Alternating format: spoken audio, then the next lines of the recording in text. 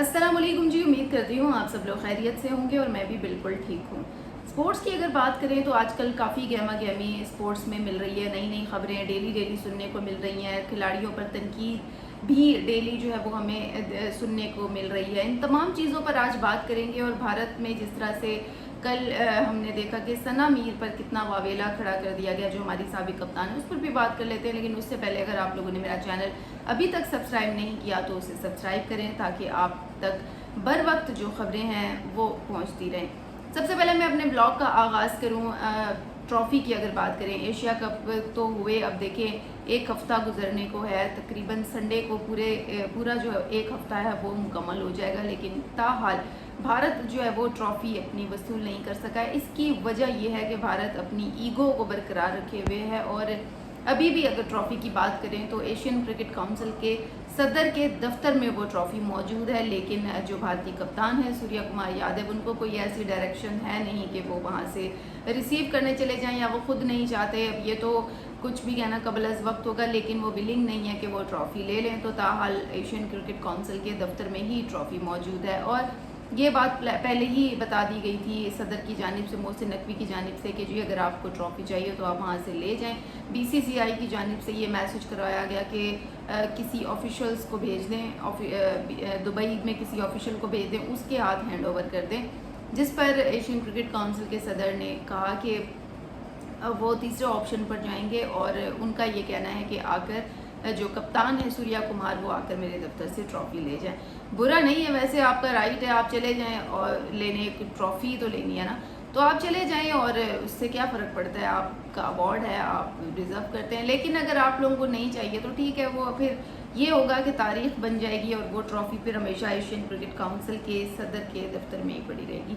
आप लोगों के बेशुमार कमेंट्स मौसूल होते रहते हैं, इसके लिए मैं आप लोगों का शुक्रिया अदा करती हूँ। अच्छे कमेंट्स भी आते हैं, बुरे कमेंट्स भी आते हैं। अच्छे कमेंट्स वालों का शुक्रिया, बुरे कमेंट्स वालों के लिए दुआई कर सकती हूँ और क्या कर सकती हूँ कि उन लोगों को जो है वो शायद बात समझ में नहीं आती है क्या, तो इसलिए वो बैड कमेंट्स दे रहे होते हैं। बहरहाल उनका तो मैं कुछ नहीं कर सकती, लेकिन हाँ एक बात तो है कि आप लोगों की तरफ से जितने कमेंट्स आते हैं वो मेरे लिए अच्छे होते हैं और मैं उनको सराहती हूँ।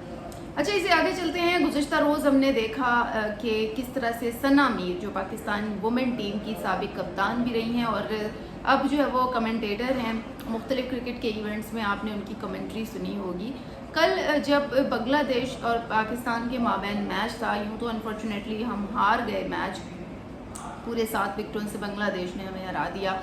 बहुत ही ख़राब कारकर्दगी हमारी वुमेन टीम की। जिस तरह से मेंस खेल रहे हैं इसी तरह वुमेन भी किसी से कम नहीं है। यानी कि खेलों के मुकाबले की अगर बात करें तो हमारी क्रिकेट में मैन हो या वुमेन हो, दोनों ही टीमें इस वक्त नाकाम नज़र आ रही हैं और उन पर तनकीद की जा रही है।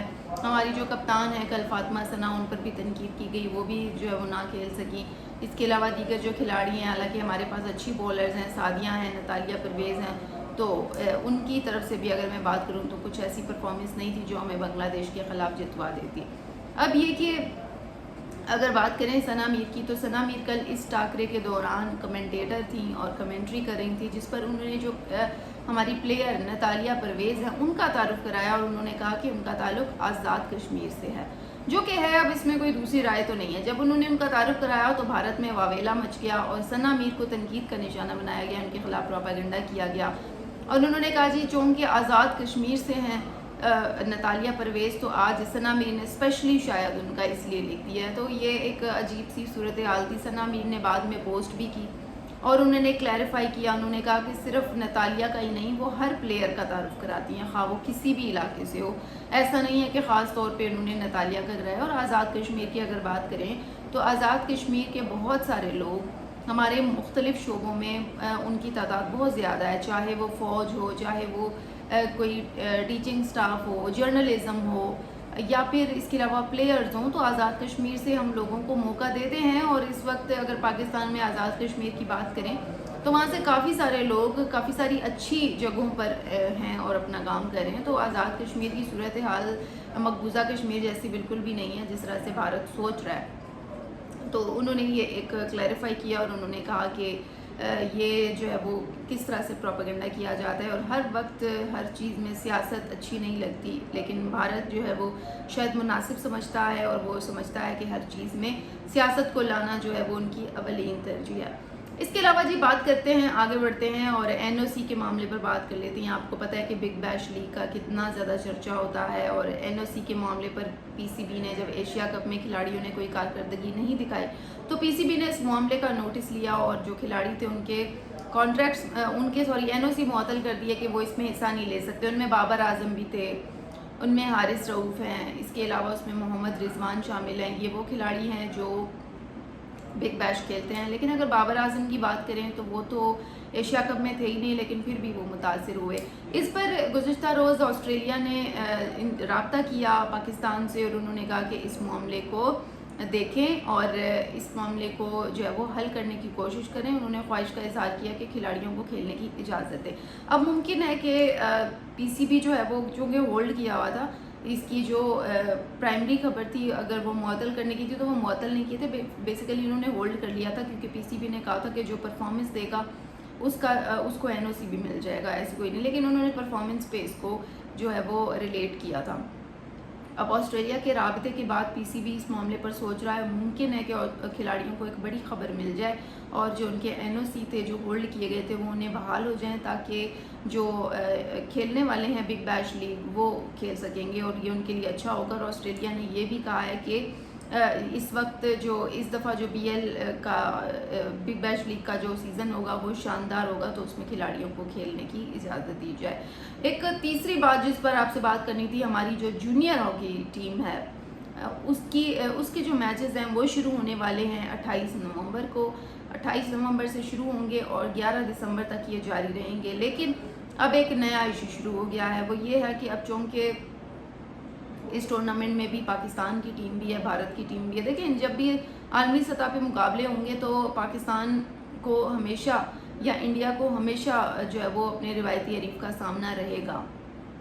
اس وقت اگر بات کریں تو پاکستان نے اس دفعہ انیشیٹو لیا ہے، اور انہوں نے کہا ہے کہ ہماری جو پلیئر ہیں وہ بھارت نہیں جائیں گے، ان کو بھارت جانے سے روک دیا ہے، اور یہ کوئی انہونی بھی نہیں ہے، ایسا نہیں ہے کہ پہلی دفعہ ایسا ہو گیا ہے۔ اس سے قبل بھارت نے بھی اپنی ٹیموں کو یہاں بھیجنے سے انکار کر دیا تھا، اور اب پاکستان نے بھی کہا ہے کہ ہم اپنے جو پلیئر ہیں ان کو بھارت نہیں بھیجیں گے، اور انہوں نے ریکویسٹ کی ہے کیونکہ سیکیورٹی چیلنج ہے تو اس کو چینج کیا جائے اور نیوٹرل وینیو پر یہ جو میچز ہیں یہ کرائے جائیں۔ اب یہ 28 نومبر سے شروع ہو رہے ہیں میچز اور دسمبر تک جاری رہیں گے، تو ممکن ہے کہ اس سے قبل تمام معاملات حل ہو جائیں اور پاکستان کو کوئی پازیٹیو رسپانس ملے، کیونکہ اب پاک بھارت کا جو جس طرح سے معاملات چل رہے ہیں وہ اتنے بڑھ گئے ہیں کہ اب یوں لگنے لگا ہے کہ آنے والے وقتوں میں شاید یہ دونوں ملک ایک دوسرے کے ساتھ سپورٹس نہ کھیلیں، لیکن ابھی تک ایسا کچھ بھی نہیں آیا سامنے۔ سپورٹس کھیلیں گے لیکن جو آپس میں کمیونیکیشن ہے وہ کمیونیکیشن گیپ رہے گا۔